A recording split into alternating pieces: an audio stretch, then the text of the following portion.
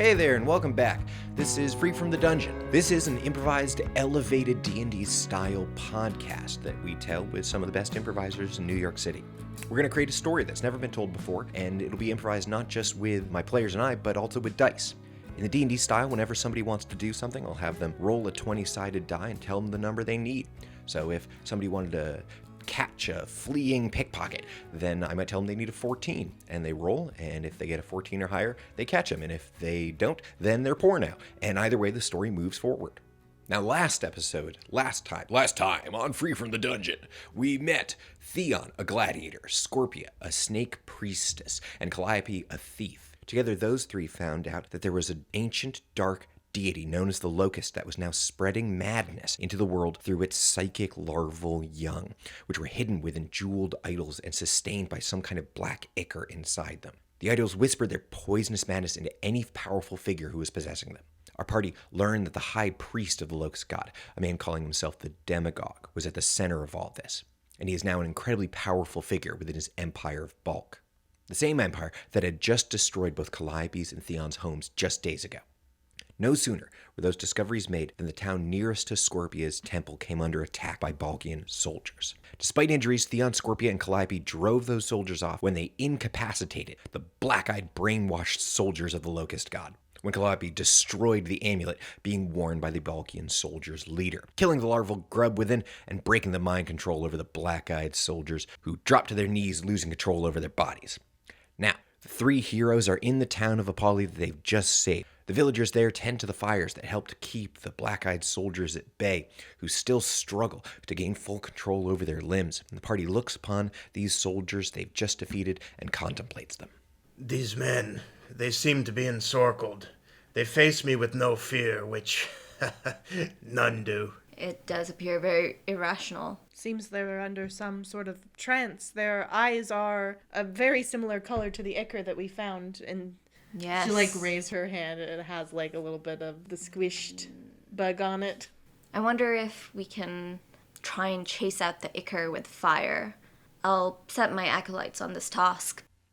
Recalling that the Hollow Ones avoided the fires of the town they were burning, Scorpia sets an acolyte to perform a fiery exorcism upon the man. Syra, Scorpia's acolyte, takes a torch and crudely brands her god's symbol onto the man's chest. The soldier screams and turns over, hand grasping onto his chest, but in a few minutes, the darkness behind his eyes reduces and eventually disappears. The man clutching his chest on the ground looks up at you all, and in a few moments, you see that his eyes are his own. It did do something, mistress, yes. "Where am I?" he says. You're in Apolly, sir. "I haven't been to Apolly since I was a boy. Well, here you are. Where are you from? I'm Citron originally. I'm a merchant." You're a soldier. You were just fighting my village. You set it on fire. "No, I did. Yes, I did. You're right, I can see myself doing it. They found me trying to escape Citra and took me to their temple. Which temple?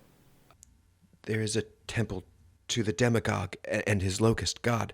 Demagogue? I need to know where the Demagogue is. The Demagogue's temple is just outside of Balk. They took me to a high marble pool filled with a black liquid so dark you could see yourself reflected in it. They pushed my head beneath the pool and then everything goes black. You feel a connection to something deep and ancient and horrible, like a hunger that couldn't be satisfied. It consumed every life in 10 kingdoms. That must be how he's ensorcering these people. That's how you became a blackguard? Yes.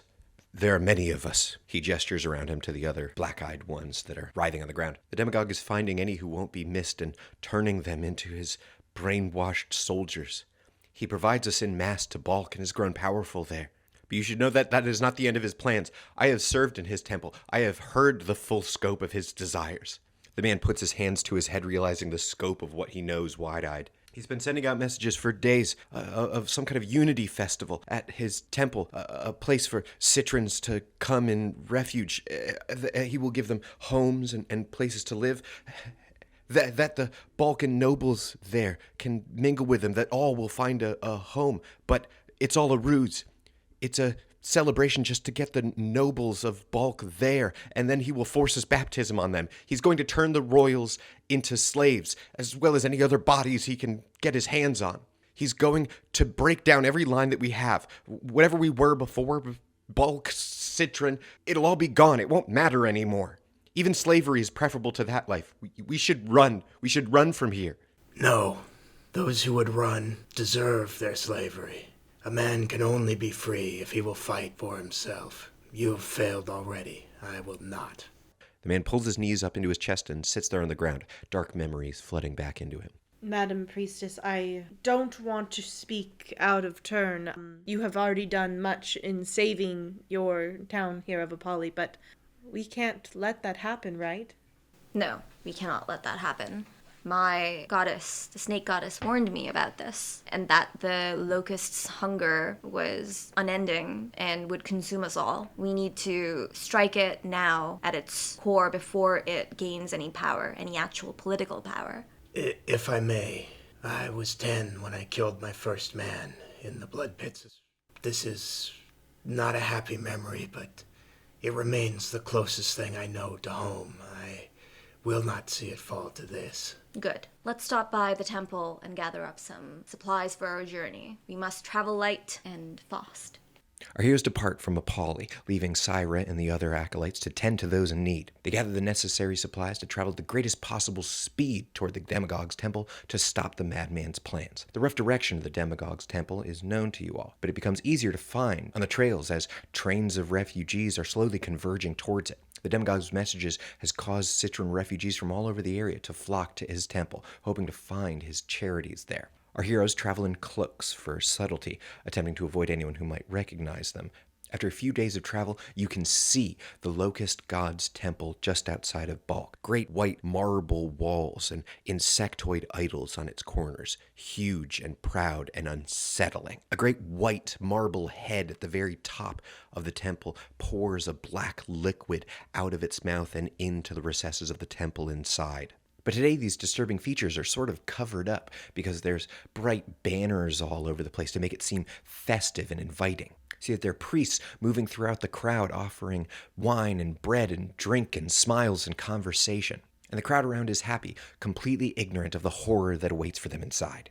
As Theon, Calliope, and Scorpia push their way through the crowds, you can see you're just in time as the gates of Balk are opening and you can see nobles starting to come towards the festival now, riding on their palanquins? Palanquins. Yeah, I think so, yeah. Yeah, being carried on little shoulder thrones by their servants. The very nobles the demagogue plans to transform, arriving in style to his festival. And perhaps because the nobles are arriving, you see now the demagogue walking out onto a platform of his temple, high above the crowd. He, of all the locust worshippers, is clad entirely in black, top to bottom, with a pharaoh-like eye paint. He has a chiseled face and possesses that sort of evangelist charisma in his body and movements. He shouts above the crowd, "Welcome, one and all! Today we are gathered to invite all of us into a single family. Whether the highest of the high," he gestures towards the Balkan nobles, "or the lowest of the low," and he gestures towards some of the Citron refugees gathered around. "We will break bread together this day and become as one. Eat, drink, take of the repast provided by the locust god, and let us gather together within the walls of this temple and form a brotherhood, a family that never ends," he says, throwing gold onto the crowd that erupts around you in a cheers. I have 2 rules. One is never trust a handsome face, and number 2 is never trust a man who insists on riding on a palanquin. Yes, it does seem quite silly. I have no such rules, but I would strongly recommend we don't eat any of that food or drink any of that wine. Good idea. Good plan. We don't know what has ichor and what doesn't. Refusing any food attempted to be given to you along the way, you fight your way, almost literally sometimes, to the center and the insides of the temple. The temple inside is grand, made of the same white marble as the outside.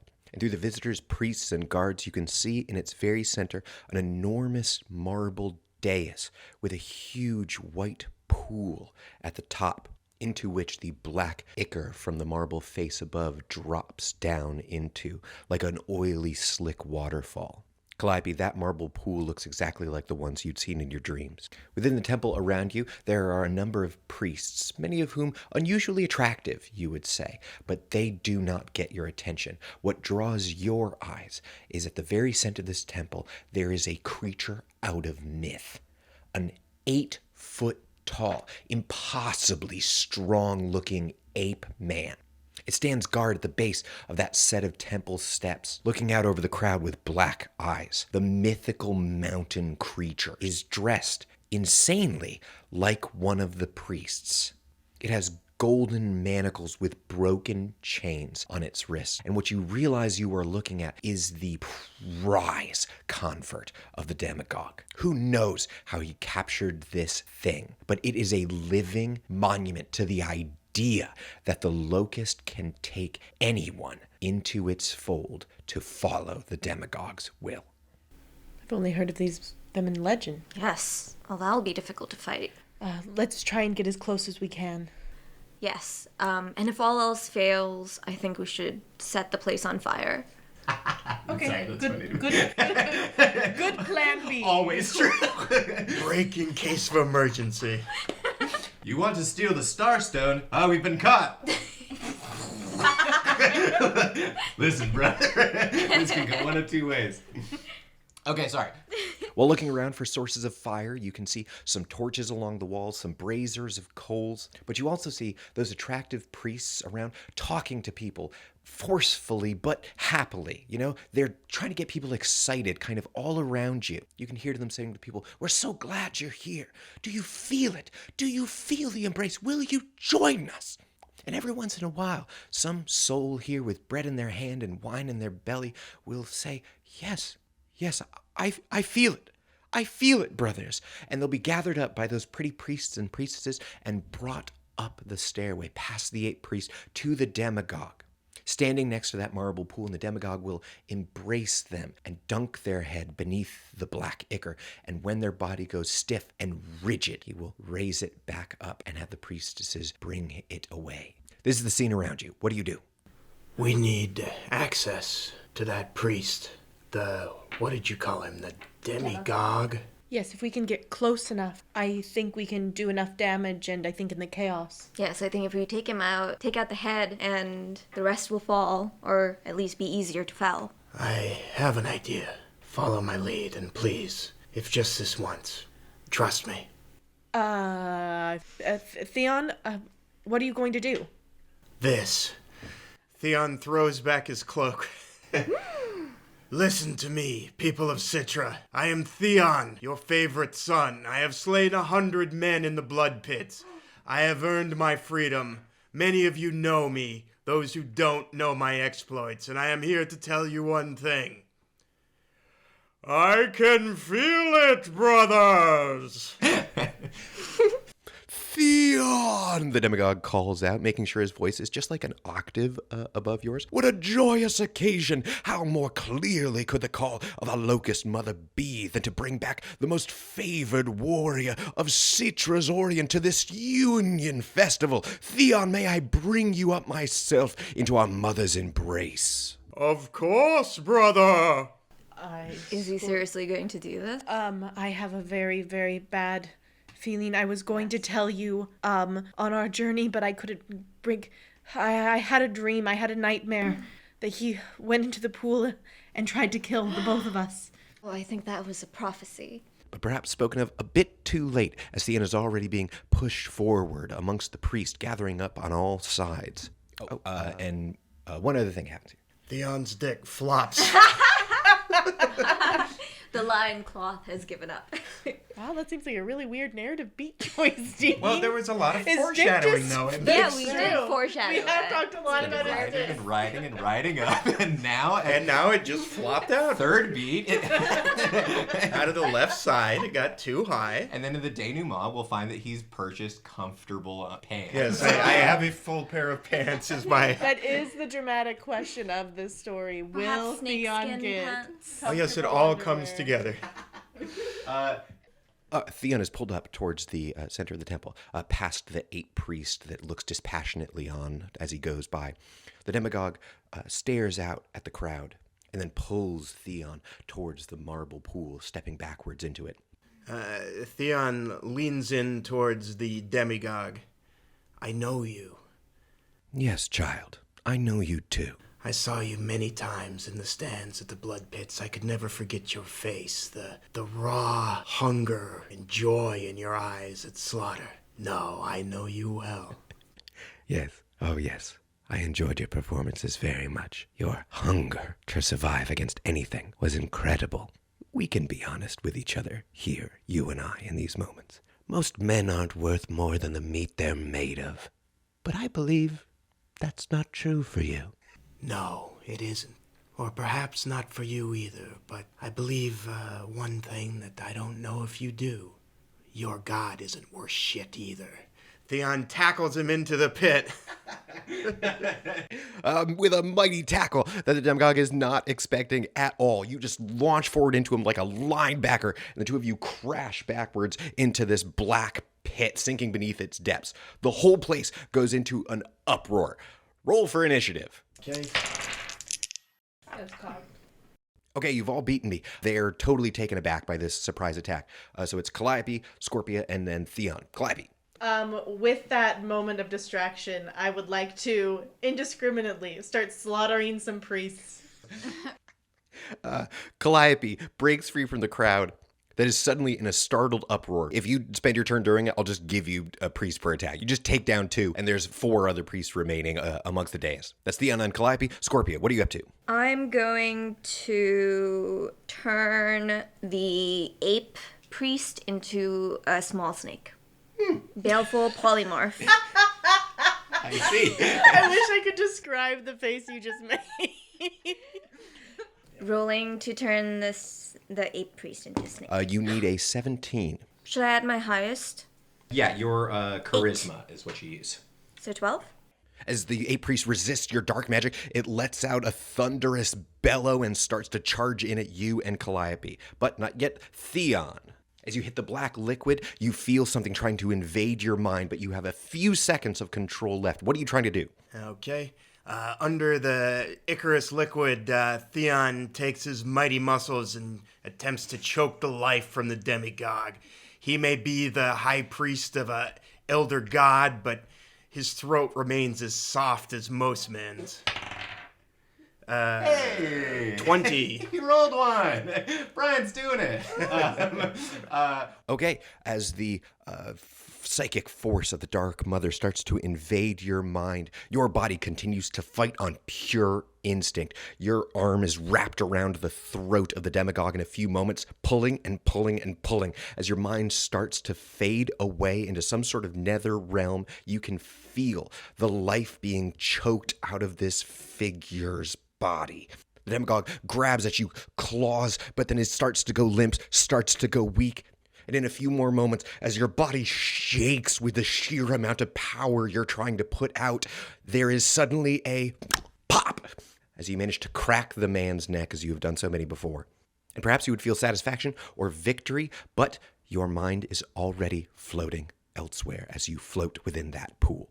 Make me a will save, a wisdom save to see if you can fight off the locust god's control. You need an 18. Theon, how'd you do? Modified by wisdom? Yes. Then 19. Within the black acre below, your mind goes somewhere else entirely. You suddenly see and feel a planet-sized terror that you are within. A chittering, insectoid, bug-like entity crawling at every edge of the surface of an entire planet, and within it you feel hunger. What is this? This entity, whatever it is not just outside of you, but also inside. You can feel it trying to consume you, eat your very soul in its infinite hunger. No. I am Theon of the Blood Pits. I have earned my freedom. My life is my own. Within this dreamscape, you feel the sensation of 1,000 insectoid limbs wrapped around your body, and you begin to grab onto them, rip and pull. If you desire to eat this world, then eat it. If you need a slave, you are Weak. In that moment of defiance, you feel a second of freedom, a second of release. You grab for your dagger in your belt and thrust it upwards to what you envision as an eternal, infinite black heart above you. And in that moment, all in the temple room see Theon rise, whipping up out of the black ichor, dagger held high. One man and one man only has come out of that pit with his mind intact, and that is Theon. Theon who will have no masters. Yay. Wait, I should do a thing, okay? You say yay. People of Citra, this god is a coward. Leave now.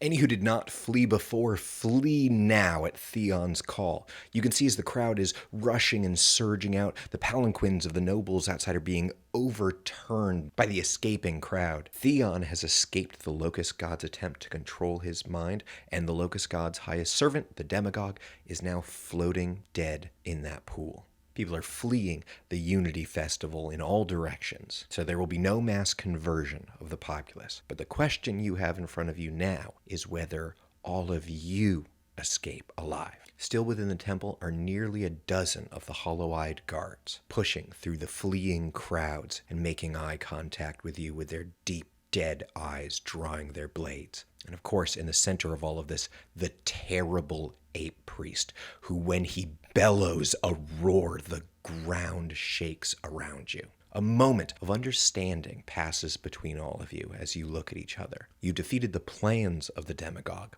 but now let's see if you die with him. And it is bad guy turn. Let's see what they do. The temple guard, finally pushing free of the crowd, make it to Calliope and Scorpia.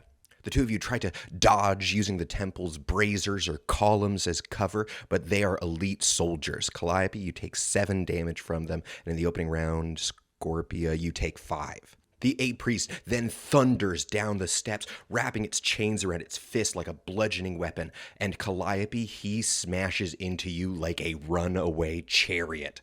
Any blow that doesn't hit you crashes through temple columns and walls, making the whole temple shudder. Luckily, your incredible dexterity dodges at least some of his blows, but even one of them landing on you smashes into you and deals you 12 points of damage. That is 19 between the two groups total. You are down to 1 HP. Yeah, one more hit could do me in. Theon, I could use a little help over here. The ape priest smashes through another pillar as Calliope dodges him. Then I will kill for you, so long as you have coin. I remain Theon. Theon comes to join the battle. Theon, what do you do? Theon strides from the pit, dripping the ichor, and since I guess he has a dagger now, he runs over to the ape priest and attempts to stab it. Always wanted to kill one of these things. Ooh, 19. Look at that. Wow. Theon leaps up onto the ape priest's back, and you see his dagger rise high as Theon stabs downward over and over and over into the ape's priestly garbs, literally unceremoniously here in this temple. Thank you. Oh, okay, that was close. Oh, ow. She is bloodied. Calliope, what do you do? Oh, yes, having this creature distracted now, she has a much better chance getting in some fatal blows. I absolutely think it counts as distracted. Make your sneak attack. It makes a horrible... Oh, nat 20! Hey, we're rolling hot tonight. Bam. She, wipes the blood from her face from getting hit before, withdraws one of her, I imagine them as, long daggers, almost short sword length. She whips up and, careful not to stab through to Theon, finds its heart and jabs it, twisting just a little bit until the final breath escapes. The ape creature smashes onto the ground from your combined blows. Sorry to take that kill from you. I've killed enough. It's fine. Scorpia, you're up. You have 5 of the hollowed temple guards currently on you. I'm going to weapons to snakes them, and then I'm going to get to work starting a fire and setting one of the curtains on fire. There are already fires. There's torches and a dipped over brazier. Oh, fantastic. I'll grab one of those torches and run across the room, setting everything on fire. The guard formation thrown into at least a few moments of chaos as 5 of their number are suddenly beset by snakes. You abandon the combat entirely and simply run the other way, grabbing a torch and begin to light on fire everything that you can see around My the temple. goal is to reach the pond of ichor and then try and, burn that once I have some, momentum going. After lighting several of the... Drapes. After lighting several of the drapes... Ornate velvet drapes. After lighting some of the ornate velvet drapes on fire, as well as a series of tapestries that you see, all of them begin to light up ablaze, and the entire temple fills with a heat. Scorpio, as you are running to the top of the dais to reach that black pool, it is the guard's turn. A single cutting blow onto Theon, 4 damage to you. Calliope, blessedly you are not hit, as only one of the guards around you remains to fight. 2 others peel off of you and start to sprint up the dais after Scorpia. You've made it another round without being killed, and you have a few moments before the guards will get to go attacking Scorpia as she tries to flee towards the top. What do? I see Scorpia, presumably. Mm-hmm. Yeah, you see 2 men clambering up after her towards the top of the dais as she tries to sprint towards the black pool. They may be able to catch her if left alone.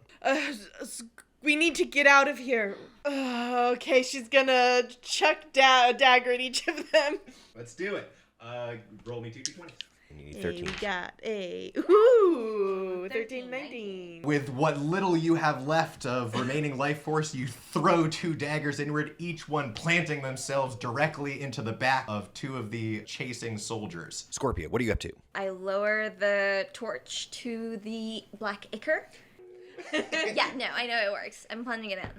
You plunge the torch into the black pit, which seems to try to pull away at the sides and avoid the fire somehow, but it cannot. It sizzles and bubbles, and the whole chamber starts to fill with a horrific sulfuric smell. As you push the torch deeper and deeper and the ichor tries to pull to the sides, you can see at the bottom of it a kind of horrific, dog-sized, wormy white grub whose tiny vestigial flickering legs get agitated as your fire approaches it. What do?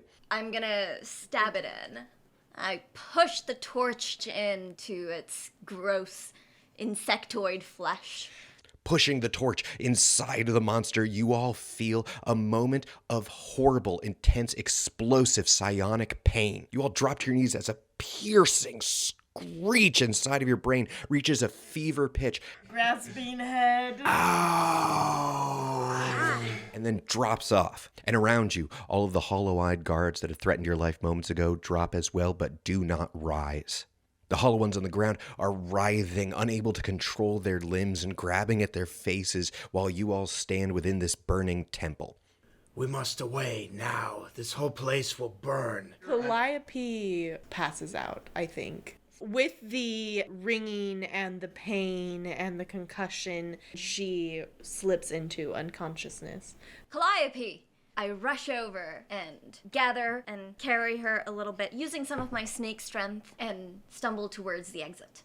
Scorpia gathers up the fainting Calliope, and they start to push towards the exit through the flames. Theon picks up the Scorpia, who's holding Calliope, and rushes out down the stairs, past the fire, through the screaming and confused both locals and I assume priests, and off into the night. The 3 of you push past the fire and flames and make your way out, sputtering and choking back into the wilderness that feels more like safety than it ever has before. You can see the Balkan military forces starting to move out of the city towards the temple. But by the time they get to it, it's likely it won't be much more than cinders and husk. But none of that is your concern. You have defeated the Dark Priest and freed the people of Balk and Citra from their horrific fate. Victory! Yay! Great job! Thank you so much. You all head back to Scorpius Temple, where the next few months are a welcome respite from danger. The Balkan military forces crumble without the demagogues' troops, and your village and your temple specifically, Scorpia, great influx of worship based on what you've done. Knowing that you've saved your community and in some ways the empire at large, Where do you think we would find these characters in, say, a year? Where do we think Scorpia would be a year from now? Scorpia is feeling empowered by the fact that she took on something more ancient than her own god and is exploring this space. In the meanwhile, she's connected with some of the villagers in non-snake form this time, and some of whom seem to recognize the weight of what she is, forming more community. The acolytes and I are forming some community with the townspeople.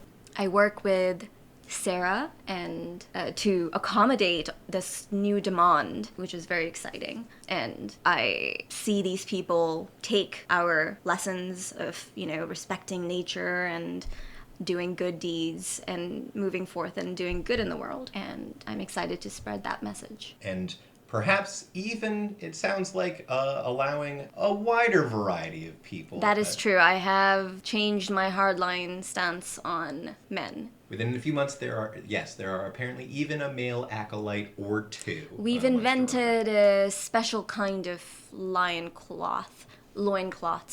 They're made of snake skin and secure much more firmly to the male appendages.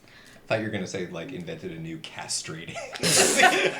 I was sitting over here, I was like, is she describing, everybody just wears chastity belts now? What is happening? You can come in, but you're not going to I'm imagining leather, really snakeskin, pant shorts or something like that. Great. They don't kink For shame. clarification. After paying Theon what he was owed, handsomely paid, I am a handsome man. found herself in need of more money. There's not a lot of thieving to do in the jungle. So, bidding her new friends adieu, she made her way back to Citra that Fell. Having made some connections as part of the Locust downfall, she began worming her way into higher circles there and starting a guild of her own. With the new civil unrest in the region, it is not too long before we would find Calliope no longer just a thief, but a master of thieves within the very walls she was once so terrified of. And Theon. In the deserts of the far west, a lone figure strides through a storm. He finds a small cave and enters. Inside, there's a ancient, half-destroyed statue of a strange figure, part scorpion, part woman. Perhaps a god, perhaps just a statue. It's obviously no one has seen this for many years. Theon kneels in front of it and lights 2 candles. Greetings. My name is Theon. I have seen the world the way you see the world. I would know more of what you know. I am Theon, the God Eater, and you will aid me, or I swear I will kill you.